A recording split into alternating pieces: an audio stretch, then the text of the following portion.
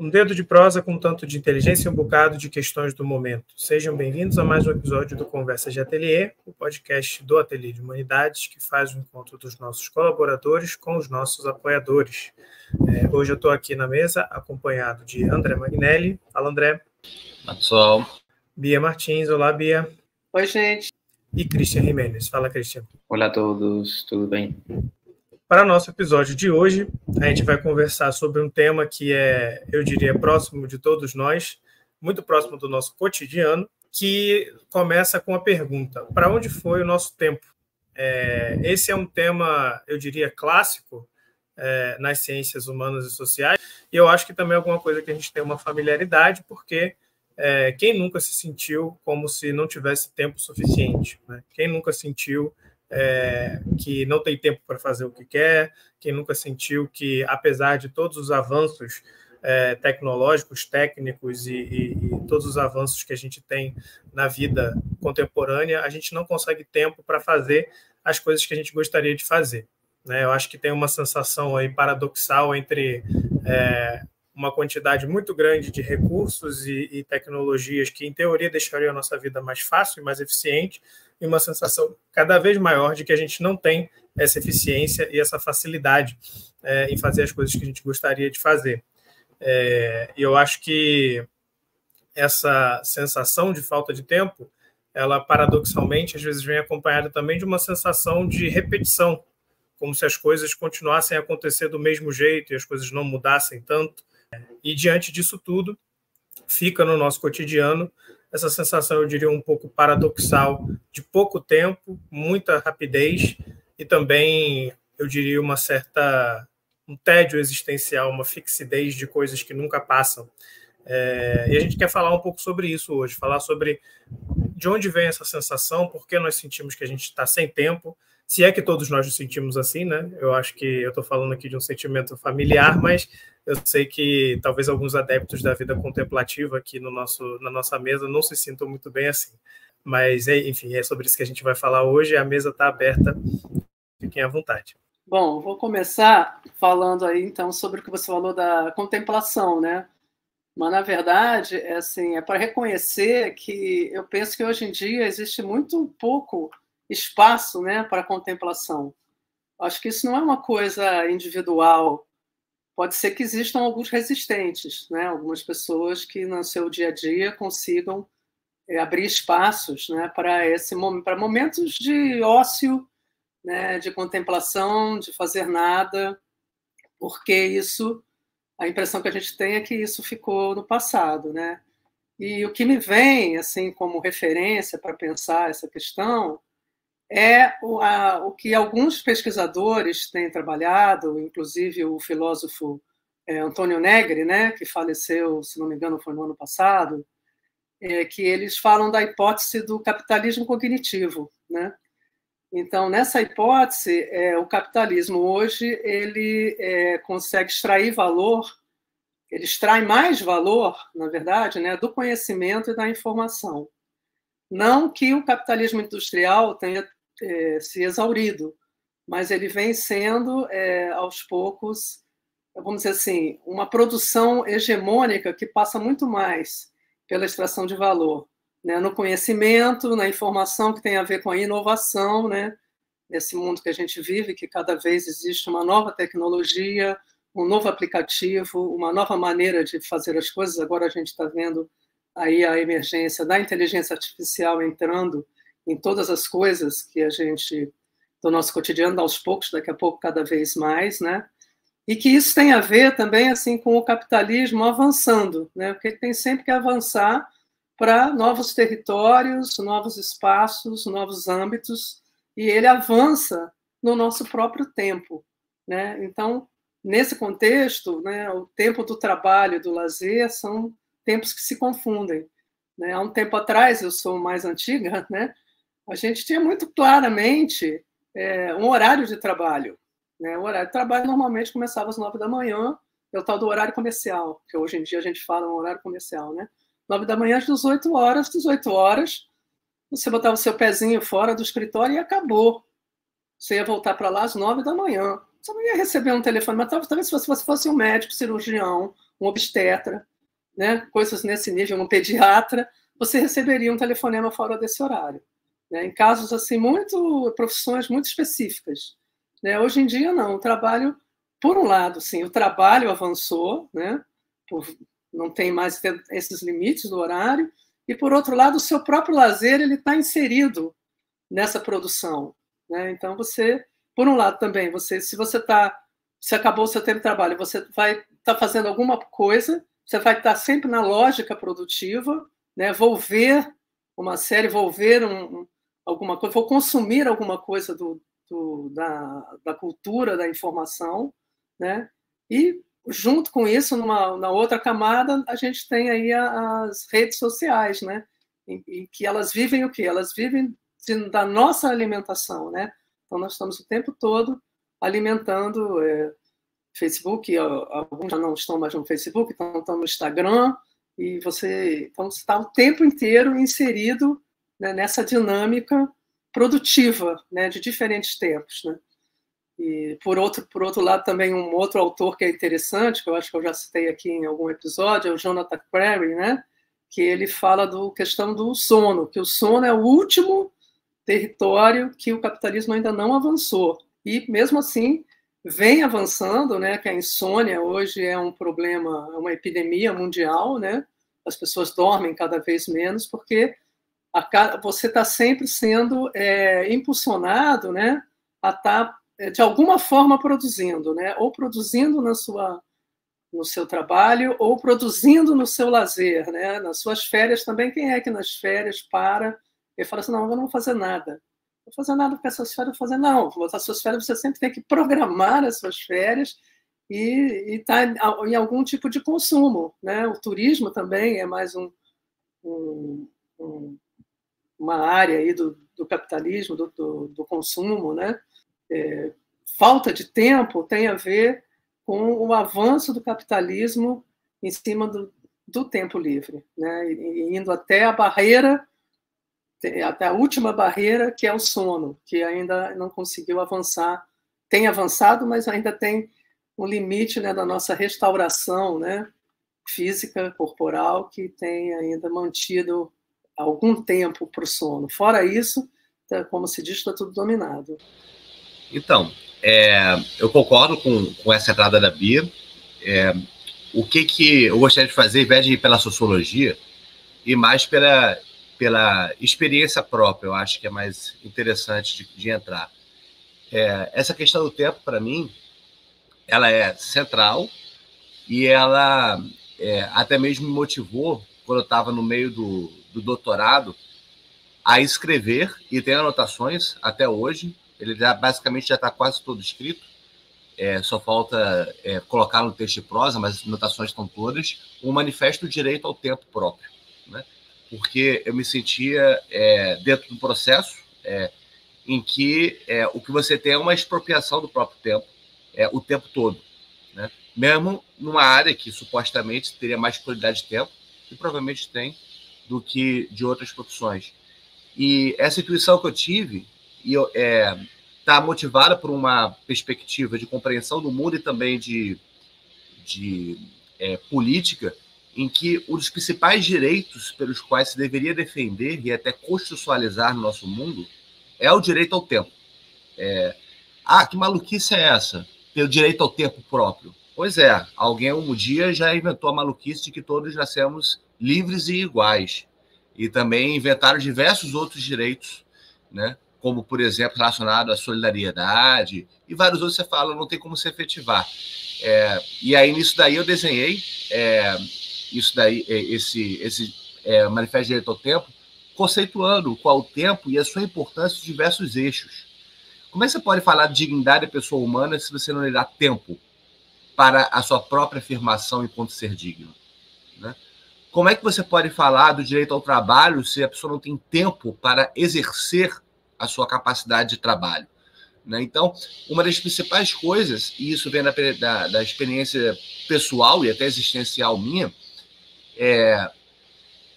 mas que envolve o ser coletivo como um todo, é realmente de tomar o tempo como sendo uma trincheira das mais importantes para a transformação da nossa sociedade. E, nesse caso, o próprio Ateliê de Humanidades, quando teve a intuição, né, a ideia de artesanato tem a ver com isso, é um outro regime de tempo, né, e uma afirmação constante de uma recusa de entrar em modelos de avaliação, padronização, métrica e produtivismo. Por quê? Porque isso expropria o tempo. Então, lá no manifesto que a gente criou, tem lá um dos valores a reapropriação do tempo próprio, né? Um processo de afirmação de uma reapropriação do tempo próprio. Uma espécie de cadinho para que as pessoas possam efetivamente ter tempo para pensar, para escrever, para refletir, para dialogar, né? E eu acho que a principal característica do ateliê, mesmo que produza muito, é isso. Até mesmo que vocês falam assim, mas vocês produzem tanto, é porque também estou dentro de uma situação em que me propicia uma vida de estar na criação, né? Então, o que eu não estou produzindo, estou sendo obrigado a nada. Estou produzindo porque tem um espaço generativo o tempo todo ali de pessoas em relação, sendo elo de relação entre as pessoas. De certa forma, existe uma tendência, de fato, minha, de produção, de geração o tempo todo, mas não por obrigação, né? E sempre no desenho, nas opções do que fazer, do que não fazer, para mim, algo que é central sempre é de não entrar em algo que tire o tempo para estudar, para trabalhar, para conversar, para escrever, né? Isso é sempre difícil. E envolve opções, né? Envolve decisões que são decisões muito conscientes, como, por exemplo, não fazer opções por escalar, por exemplo, uma organização ou escalar o trabalho, no sentido de criar uma máquina em que vai ser necessário que você esteja aumentando a produção para custear coisas, para retroalimentar uma máquina que vai cada vez crescendo mais, ampliando mais, né? Então, existe também uma decisão na própria concepção de para onde ir no ateliê de humanidades, na vida pessoal, que envolve isso, de preservar o tempo para fazer as coisas que importam, né? Porque, nesse caso, eu acho que se a Bia focou muito nessa questão do como que o capitalismo funciona, expropriando por meios objetivos, existe umas coisas mais perversas, que é expropriar por meios subjetivos. As pessoas assumem a ideologia de que o legal é não ter tempo. E mesmo que elas tenham tempo, elas adoram falar que estão sem tempo. E fazem tudo para estar sem tempo, inclusive transformando seu tempo de ócio em tempo de trabalho, né? E quando você fala em termos de vida do trabalho, vida do labor, da elaboração, da criação, seria comum, existem certas expressões de mostre que cresceu, muitas pessoas contigo, muito trabalho, muitos seguidores, muito cliente, mas qual o custo disto em termos de tempo? Correr o risco de entrar nos fins que se perdem, onde os meios crescem muito. Isso é importante de se considerar. E sem entrar nos méritos também, na vida privada também tem essas decisões, né? Onde que trabalha, de que forma, a opção de ser um trabalho em que o trabalho e o doméstico estão misturados. Isso tem risco quando a pessoa não sabe diferenciar. Mas, por outro lado, quando você sabe diferenciar, sobretudo quando o trabalho é seu, não é porque o outro está mandando e não tem um patrão em cima, você está o tempo todo nessa mistura de lazer e trabalho. Então, até as pessoas falam, você não tem tempo. Não é verdade, não é verdade primeiro que eu durmo bem. É uma coisa que é necessária para mim, é dormir bem mesmo. De até mais do que 8 horas por dia, quando necessário, 10, 11 horas. A questão mais é como que eu organizo o tempo de uma forma em que várias coisas que antigamente tiravam tempo não são mais necessárias. Então, é uma economia de tempo que eu acho que é importante também, administrar o tempo da vida pessoal. E, nesse caso, usar as tecnologias de informação e comunicação em vantagem própria e não contra você. Aí quando as pessoas falam assim, você trabalha demais, eu falo assim, primeiro que eu não considero isso. Segundo, que às vezes eu tenho a impressão que tem vídeo de aposentado. Aí eu falo de sacanagem, obviamente, não tenho vídeo de aposentado. Mas por que isso? Porque eu faço o que eu quero na hora que eu quero. Isso normalmente é o aposentado que tem isso. Eu só entro em projetos que me importam, que me interessam. Não vou entrar numa coisa que não me interessa. Ou fazer coisas com gente que eu não quero. Eu não vou. Às vezes a gente se vê envolvido, né, Cristian, com gente que a gente não quer sem querer e a gente deu um jeito de realmente não estar mais envolvido com essa pessoa, porque eu não vou perder tempo, vida, saúde, com gente que não interessa. Partir de afinidades eletivas para realizar as coisas. E a intuição de vida de aposentado é no sentido que até me doeu pensar nisso quando teve um cara que um pedreiro que veio aqui, até já estava fazendo graduação e tal, aí ele virou e falou assim para mim, eu quero trabalhar para poder me aposentar para ter tempo para ficar em casa lendo e escrevendo. Eu falei assim, beleza, ele está querendo ter a vida que eu tenho. É duro, mas é isso que está requerendo, a vida de aposentado que eu tenho, só que não é o futuro, mas é o presente. Porque é fácil? Não, pelo contrário, tem que ter muita inteligência para criar essa situação. Não é vida de privilégio, é criar as condições do próprio privilégio. Isso envolve decisões. Isso também é importante, né? Porque às vezes a gente acha que só quem consegue ter aquilo que a gente quer é porque tem privilégios, enquanto que uma boa parte de onde a gente se enfia tem a ver com as decisões que a gente toma na vida, que tem custos, às vezes custos bem altos, né? Eu tenho custos, sacrifícios que eu fiz para ter essa vida de aposentado. Pois é, sim. O Lucas começava perguntando como a gente, né, nós três, se sentia em relação ao tempo. Eu concordo que eu me sinto cansado, né? Quase toda semana cansado. Eu, antigamente, trabalhava como CLT e eu sonhava com sair desse lugar para ser autônomo, para ficar com mais tempo para mim. Mas acabei saindo, mas é a mesma coisa, o mesmo cansaço, até estou trabalhando mais que antigamente. Então, é muito relativo isso. E o Lucas perguntou também, para onde que foi o tempo, o nosso tempo?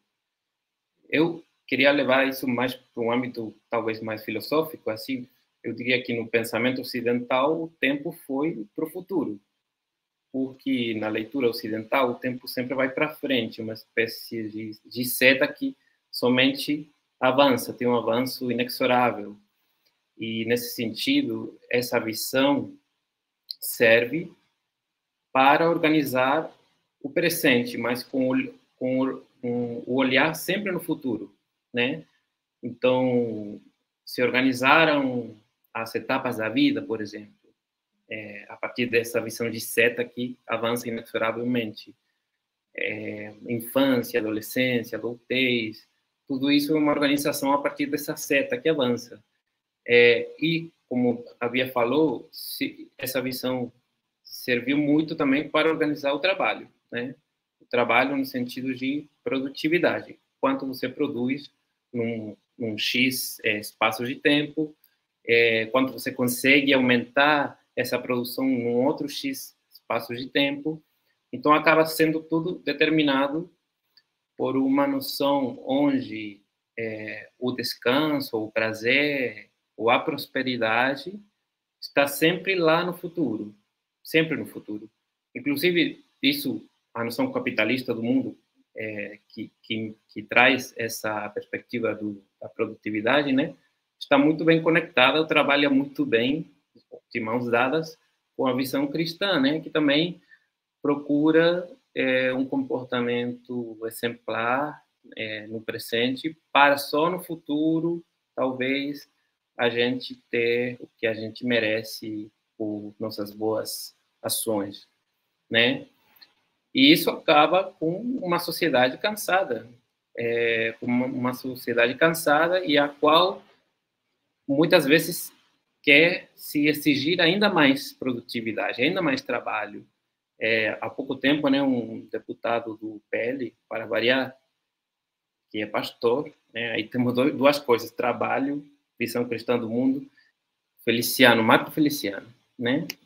Ele estava pedindo para praticamente para o brasileiro trabalhar até a exaustão, porque isso é a virtude para eles, né?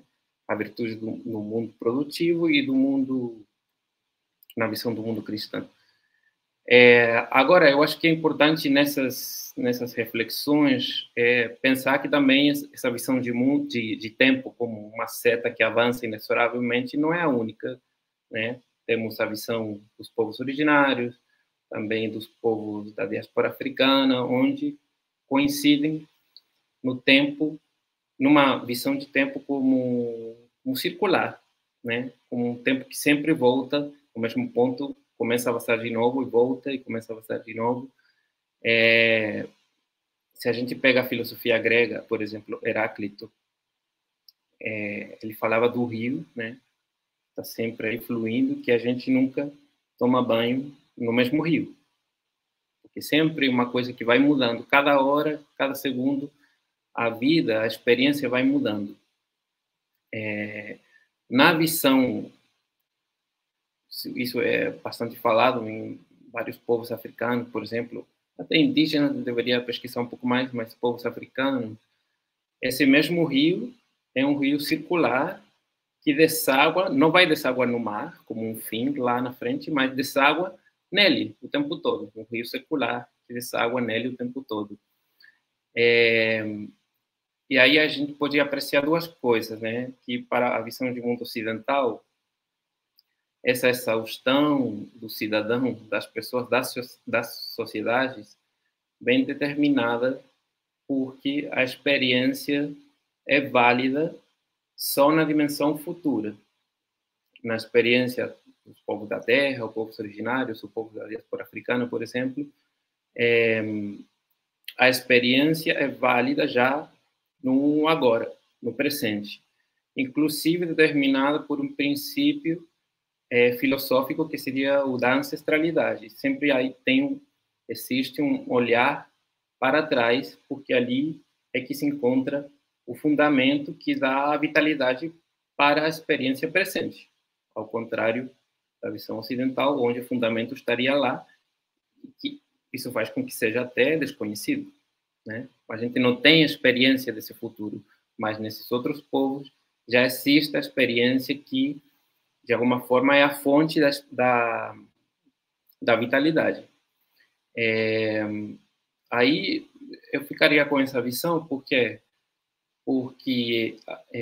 se a gente continua avançando só vendo prosperidade, bem-estar, descanso, num momento que ainda não chegou, a experiência presente fica esvaziada, fica totalmente esvaziada, inclusive ali vemos os problemas que a falta de trabalho com a memória trazem para nós. Pelo contrário, essa outra visão de mundo tem a memória como uma coisa muito viva, porque é a fonte da experiência vital, né? E então, dessa maneira, a vida mesma, né? O dia a dia não está esvaziado. E, em consequência, eu acho que essa visão não esvaziada do presente faz com que a vida seja melhor. Definitivamente, sem muita volta, né, nesse sentido, eu vejo isso. Penso que uma vida com melhor bem-estar é aquela que considera a experiência vital do presente como a fonte do bem-estar mesmo, do prazer, enfim. Eu acho que vocês trouxeram coisas muito, muito instigantes aí. Ficou aqui na minha cabeça essa sensação ou a perda da sensação de uma sincronização, né? Eu diria, entre projetos pessoais a respeito do nosso próprio tempo e as condições que a gente tem de realizar esses projetos e eu diria assim, um plano ainda mais profundo, né? O ritmo mesmo das coisas ao nosso redor, né? Tem um sociólogo filósofo, que é o Hartmut Rosa, né, que escreveu um livro intitulado Aceleração, em que ele vai falar sobre isso, sobre essas experiências de sincronização e desincronização na atualidade, falando sobre uma transformação nas estruturas temporais da sociedade moderna. E ele fala que essa nossa sociedade é caracterizada por esse impulso à aceleração, né, que o Christian colocou, a Bia colocou também, o impulso a um tempo sempre cada vez mais consumido e também mais acelerado, como se no momento em que a gente liberasse o potencial de usar o nosso tempo, a gente o consumisse ao mesmo tempo, né? Isso é algo que ele mesmo fala, descreve no livro, essa ideia de que, por exemplo, você tem o dia de trabalho, certo? De 8 horas. O fato de você conseguir trabalhar mais dentro dessas 8 horas não significa que você vai trabalhar menos horas, só que você vai enfiar mais tarefas dentro dessas horas que você está trabalhando, o que fomenta, sem dúvida, essa sensação de cansaço e de exaustão. Mesmo que você, de fato, trabalhe só 8 horas, essas 8 horas são 16, porque a quantidade de coisas que está acontecendo ali dentro é enorme. E o que a gente observa não é nem isso, né? Na verdade, a gente observa a flexibilização dessas convenções temporais, sendo você não trabalha uma quantidade X de horas que seja suficiente, né? Porque mesmo a convenção das 8 horas é uma convenção, ela serve enquanto ela serve. Mas o André trouxe aqui o exemplo. Bom, às vezes trabalho mais, às vezes trabalho menos, durmo mais, durmo menos. Essa possibilidade de trabalhar o quanto necessário, que não está dada, né? Na verdade, é substituída pelo imperativo de fazer mais, né, que o próprio André trouxe. Ter mais, fazer mais, gastar mais tempo, se ocupar mais. Né? E aí perde-se também essa sensação, que eu acho que é uma coisa chave aí, essa ligação com quanto tempo de fato dura isso que eu estou fazendo. Né? Quanto tempo eu preciso dedicar a isso que eu estou fazendo?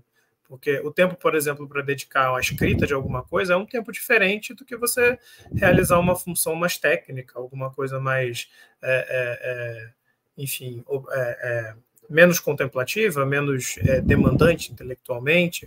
O tempo de você fazer almoço é diferente do tempo de você limpar a casa, o tempo de você ficar com seus filhos é diferente do tempo de você, enfim, botar a roupa para lavar. Cada uma dessas atividades tem a sua duração própria. Né, para falar dessa categoria fenomenológica da duração.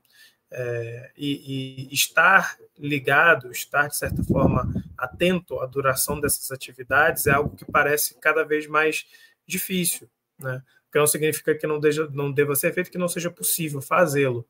Né? Mas aí a gente também encontra, Christian trouxe um pouco isso, e Bia também, e André falando da vida de aposentado, né? Quais são as condições que a gente tem para realizar realmente as atividades e dar às atividades, as coisas que a gente faz, a sua própria duração. Porque eu acredito que perdendo, né, esse cuidado com o nosso próprio tempo, a gente acaba em um ciclo perpétuo de desincronização. Né? As atividades tomam mais tempo ou menos tempo do que deveriam, a gente multiplica, né, a quantidade de ocupações que a gente tem, e no final do dia sobra uma sensação de cansaço acompanhada de uma sensação de não preenchimento. Né, como se você não tivesse feito nada o dia todo, mas ao mesmo tempo você está cansado. Isso, enfim, em uma palavra só, é o significado da alienação. A alienação é isso. Você estar descolado dessa capacidade de experimentar subjetivamente uma plenitude com as suas próprias práticas, né? Uma relação de ressonância com as suas próprias práticas. E essa alienação, eu acho que ela também vem acompanhada de uma reificação, no sentido de que é como se o nosso calendário, né, a maneira que a gente planeja o nosso tempo se sobrepôs, venha a se sobrepor sobre nós.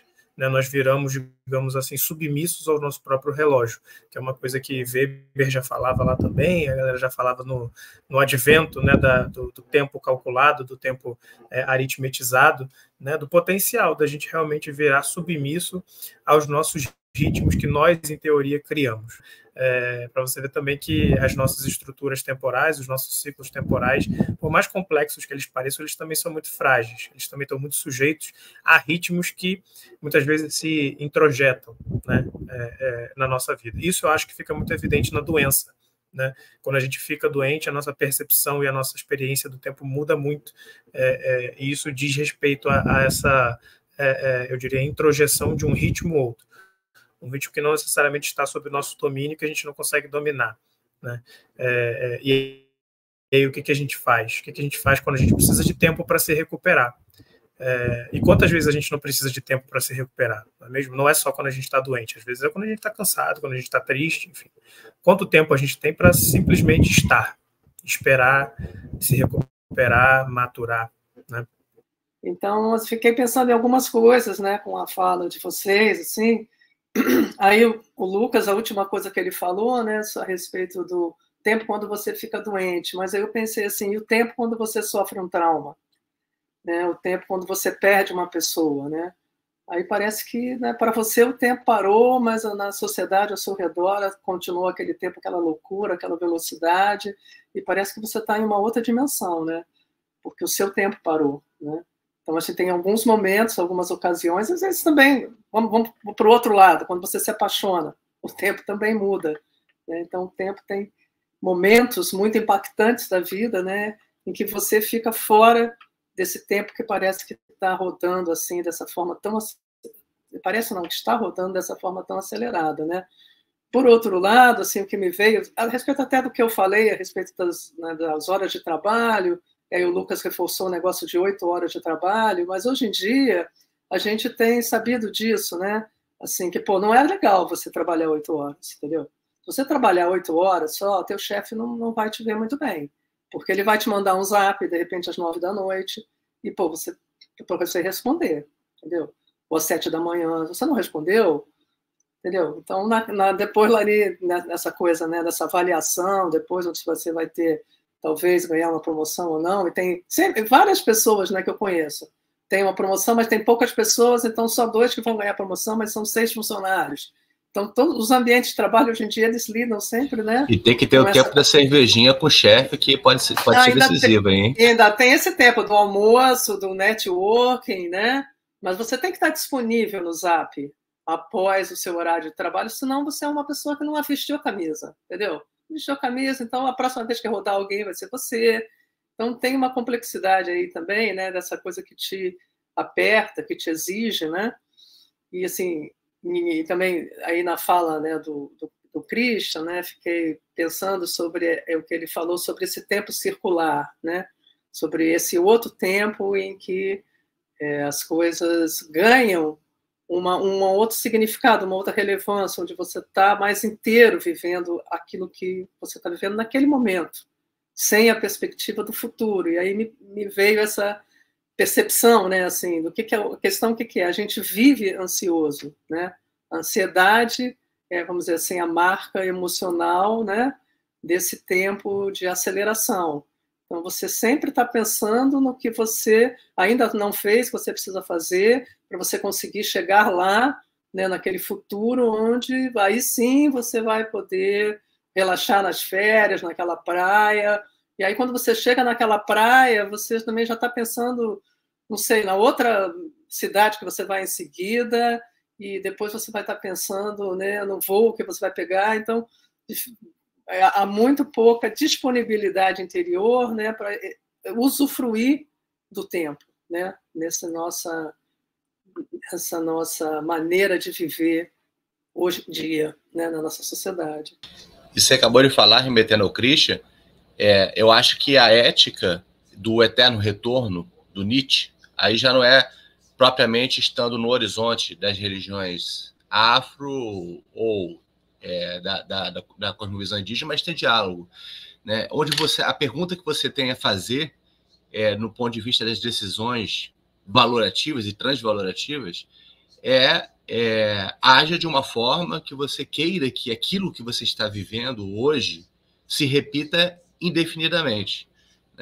Isso é se voltar para o presente, que é o oposto daquilo que o próprio Christian falou, desse tempo voltado para o futuro, em que você tem que fazer, e muitas vezes se martirizando, e aí é o sentido do trabalho como pena, né? Para que tenha uma recompensa futura. Não, age de uma forma que você queira repetir o tempo todo, infinitamente, eternamente, aquilo que você já vive. Isso daí é uma decisão, digamos, numa dimensão subjetiva, que não quer dizer que tenha condições objetivas para. Né? E aí é uma questão de dimensão pragmática. Como é que você concilia a sua decisão ética com as condições objetivas da ação? Né? É uma questão pragmática. E você tem que fazer, e você tem que ir ajustando. Não existe receita de bolo para a coisa. A única pessoa que poderia dizer eu consigo fazer ajustamento perfeito é quem é rentista. E olha que quem é rentista que não tem patrimônio para administrar. Porque até mesmo quando eu vejo pessoas ricas que têm patrimônios, assim, que desgraça de vida que essa pessoa tem, né? Quando ela começa a ter que ter todo um patrimônio a administrar, e pessoas, e funcionários, e não sei o quê. Né? Pode virar um inferno também, né? A riqueza material. Então, depende de que tipo de riqueza está se falando e o que é vida rica. Né? Para mim, um dos caminhos do inferno é exatamente a riqueza, no sentido que as pessoas acham que é riqueza. Né? Ter mansões, ter casa, ter patrimônio, e comprando aquilo outro. Assim, caramba, é uma roda sem fim. É um moinho de se automutilar. Até porque o prazer que é dado pelo acréscimo do consumo rapidamente se esvai, né? E a pessoa começa a não ter mais muitas formas de ampliar o seu prazer, que é um dos problemas exatamente do ganho do padrão de vida. Me vai lembrar o bom e velho Durkheim falando que os maiores prazeres, as maiores felicidades não estão no acúmulo de estímulos, né? Mas na aura mediocritatis, numa certa capacidade que você tem de trabalhar num plano médio em que você pode ter os prazeres, variá-los, mas sem ampliar demais. Voltando para a questão existencial, assim, que também na parte das decisões de vida, tanto para mim quanto para a Anne, a questão da experiência do doméstico, do familiar, é muito importante. Então, tanto para ela, e foi difícil para ela, dessa culpabilidade que muitas vezes citava, de quando ela, na vida de vender sua força de trabalho, fala assim, não é isso que eu quero, não é isso que eu quero, quanto também para mim, no sentido de as decisões serem tomadas de não me tirarem, não me alienarem do tempo na minha casa, com a minha família. Né? O quanto você pode tomar decisões que não te aliene esse tempo. Porque, no fim das contas, pega o caso de Anne.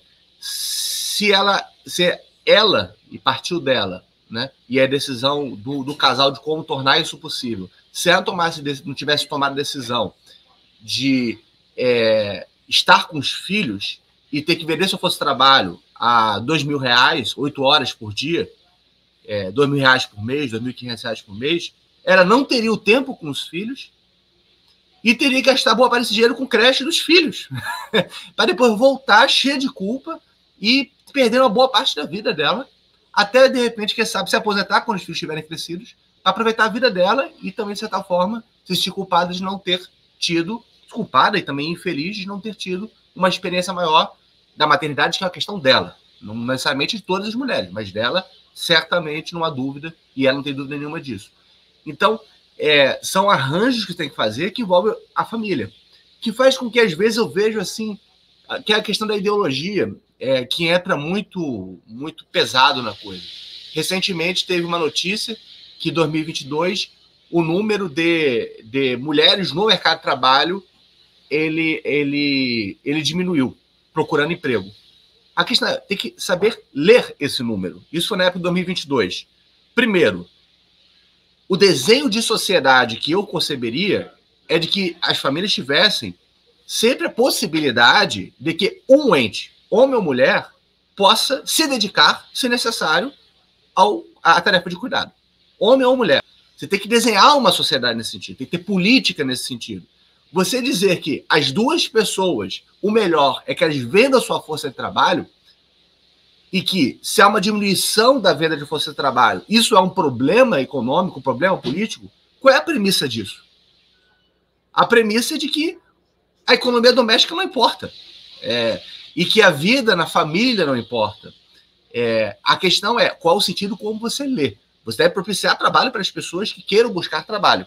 Mas, por outro lado, você pensar que o importante é que as pessoas estejam disponíveis para força de trabalho, isso é lógica do capital.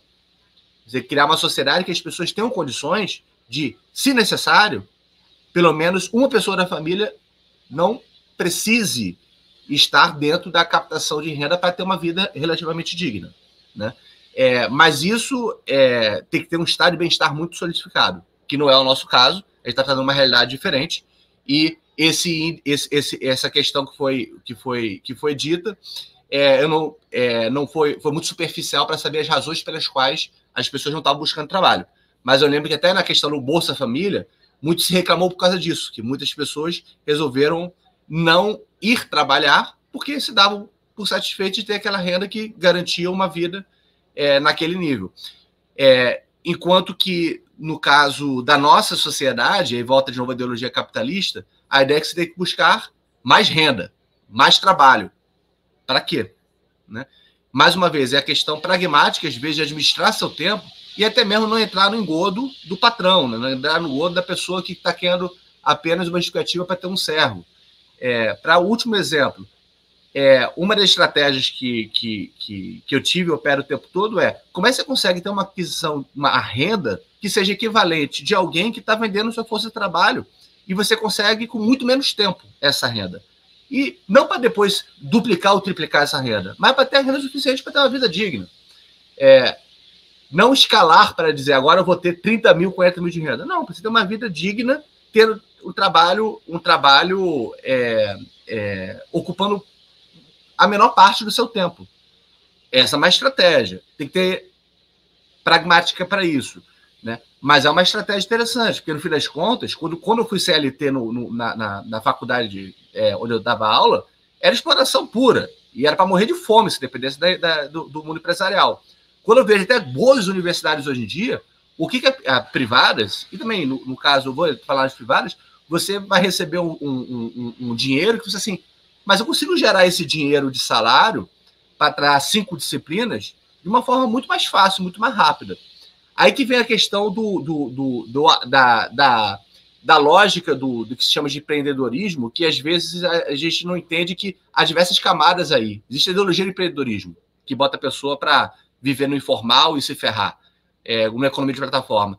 Mas tem essa outra lógica de você não estar numa sociedade que as pessoas não querem mais se submeter a regimes que antigamente se submetiam. Então fica mais difícil também para a empresa sustentar a pessoa, porque a pessoa vai dizer, porra, mas eu tenho outros caminhos de fazer minha renda, eu não estou na tua mão. E isso é um lado positivo do que você ficar na mão de empresa. Às vezes você fica explorado, ganha mal, mas você só quer ter aquele emblema da empresa dizendo, eu sou muito importante porque eu vendo a minha força de trabalho para essa empresa. Aí você fala, eu sou funcionário dessa instituição. E, no fim das contas, está perdendo sua vida útil com isso, né? Sua vida útil e inútil. A sua possibilidade até de vagabundagem. Sim, eu concordo com o André nesse sentido de como você ficar preso, entre aspas, um trabalho CLT pode gerar uma falta de tempo e uma falta de satisfação enorme, né? Mas, ao mesmo tempo, saindo dali, desse formato de trabalho, para uma autonomia, por exemplo, muitas pessoas no mundo hoje fazem Uber, né? Ou são motoristas de aplicativo, mas caem na mesma, entre aspas, armadilha. Por quê? Porque a empresa tira quase 30% do valor da corrida e eles têm que ficar rodando a cidade inteira 12 horas por dia, 14 horas por dia, trabalhando de novo até a exaustão. Por quê? Porque tanto no modelo CLT quanto no modelo autônomo de trabalho, a concepção de trabalho em geral está dominada pelo princípio da produtividade, né? Como havia falado. Quanto você mais produz, maior é a promessa de bem-estar ou de prosperidade. Só que não. A gente vê na prática que a sociedade, em geral, na América Latina, principalmente, a gente trabalha para, seja como CLT ou como autônomo, para sobreviver.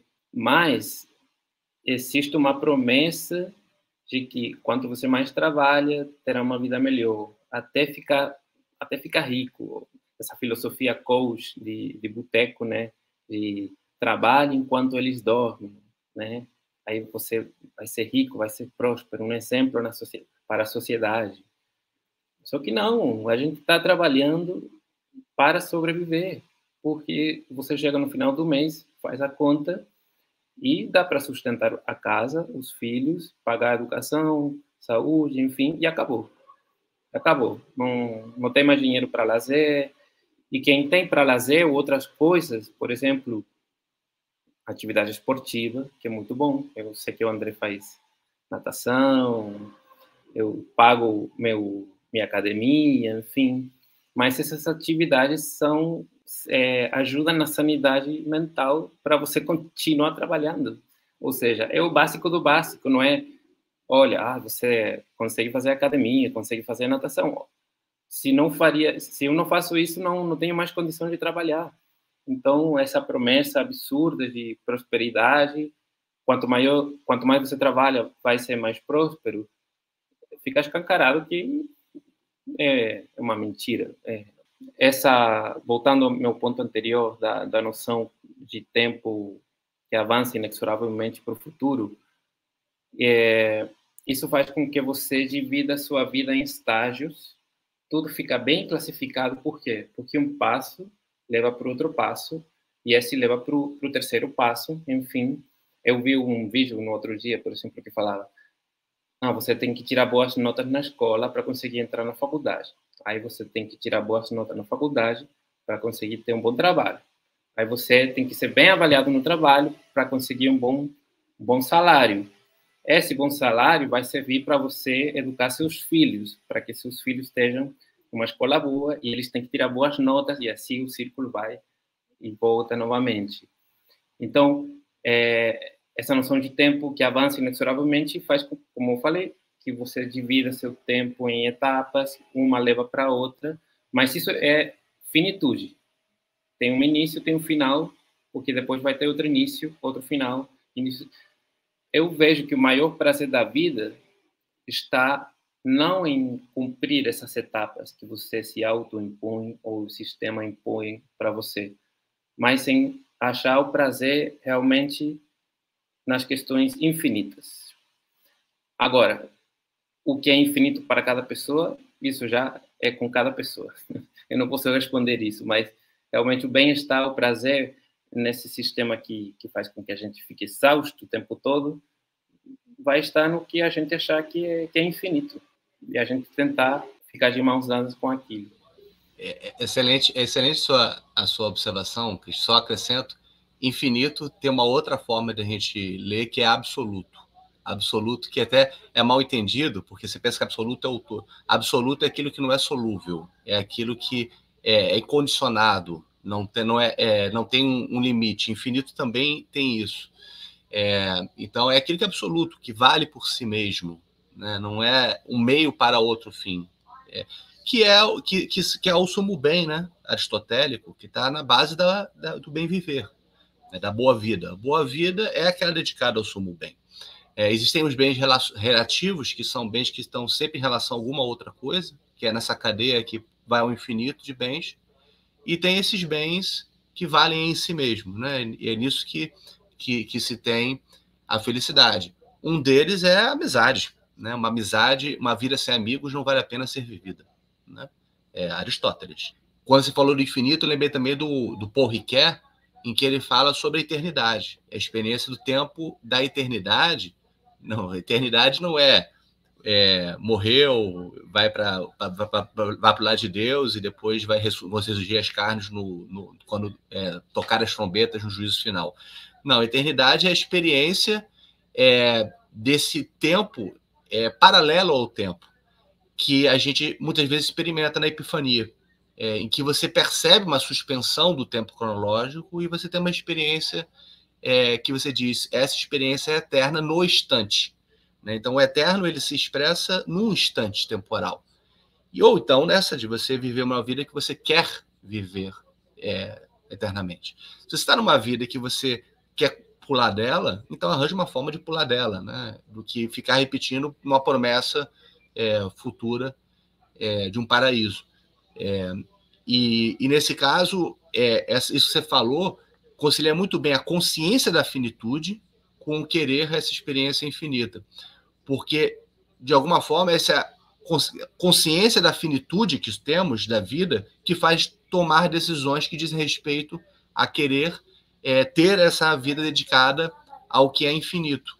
Porque muita gente muita gente. A gente tem várias pessoas que a gente vai ver na nossa vida particular, na nossa vida privada, familiares, amigos, por falta de consciência da finitude, ou morreram antes de ter alguma vida que achava que valia a pena, ou só na fase tardia de o que eu perdi da minha vida, com uma boa parte dela ter sido esgotada nisso aqui, fazendo isso. Né? Você ter consciência da finitude, no sentido não que você vai morrer com 70 anos, você vai morrer a qualquer momento. Tem que saber aprender a morrer. Né? Aprender que esse tempo tá indo conforme você vai vivendo. Então, o que você faz com ele? Não, eu queria só falar mais um pouquinho. Primeiro eu ri aqui que você falou assim, não, você não vai morrer lá com 70 anos. Não. Aí eu me assustei aqui, porque não falta tanto tempo para mim.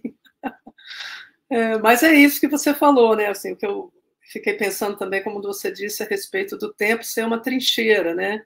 Então, assim, em resumo, né, como é importante e vital, né, saber qual a palavra melhor para usar, né? Administrar é uma palavra um pouco racional, assim, estranha, né? Mas saber lidar com o seu tempo, né? E colocar no seu tempo aquilo que tem mais significado na sua vida, né? O Christian falou do infinito, né? André falou do absoluto. Então, vamos dizer que a grande transgressão, né, que podemos fazer hoje, na época contemporânea, é poder dar isso para nós em nossa vida, né? Esse tempo que não é que é um tempo recheado, um tempo de qualidade, um tempo de significado, né? E isso se contrapondo a essa aceleração, a esse desperdício do tempo, né? Essa sensação de que o tempo está indo pelo ralo e que a vida passou e que você não aproveitou, né? O que é aproveitar a vida, o que é o tempo. Então, acho que esse nosso conversas aqui pegou num tema assim de muito significado para a vida da gente, né? Com certeza, com certeza. Com belíssimas falas e intervenções de vocês.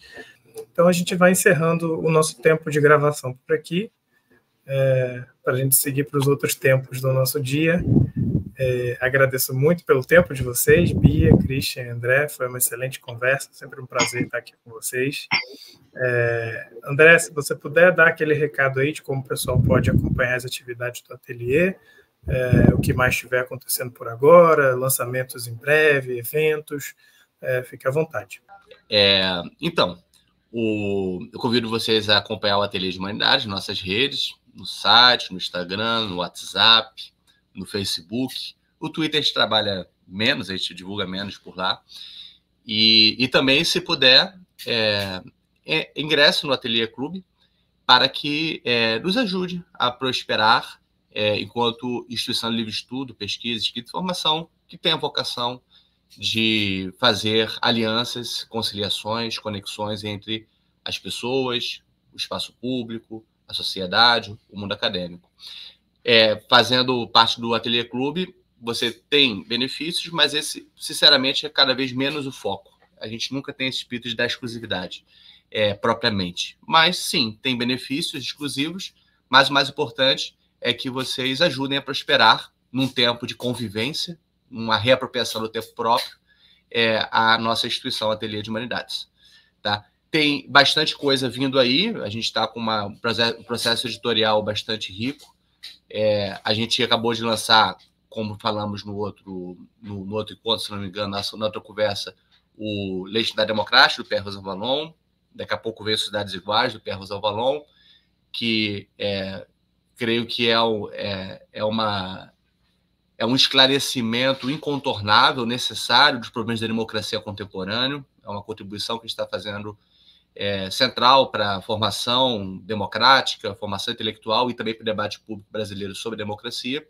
E está vindo também o Avesso de Marx, do José Crisóstomo de Souza, filósofo da UFBA, que faz uma releitura de Marx, mostrando o avesso dele, que muitas vezes não é explícito, um avesso que tem uma dimensão metafísica, uma dimensão problemática do ponto de vista das suas pressuposições e, sobretudo, a repercussão sobre a política, mas ele faz não para destruir a obra, mas sim para trazer também uma dimensão pragmática possível em Marx, que consiga enriquecer e abrir horizontes para o pensamento progressista contemporâneo, que às vezes muito pego numa certa incompreensão do que foi Marx e do que é possível tirar de Marx. Às vezes isso repercute negativamente sobre a política e sobre os espaços da política de reconstrução de um pensamento progressista do século XXI. Então, A Avesso de Marx é um livro filosófico, muito, muito rigoroso, mas também feito para o público geral. Não precisa ser um filósofo para entender, e também para fazer um bom uso dele. Está vindo agora como livro do mês de julho do Ateliê Clube. André, muito, muito obrigado. A gente vai ficando por aqui com mais um episódio do Conversas de Ateliê, e até a próxima. Tchau, tchau. Tchau, tchau. Tchau, tchau.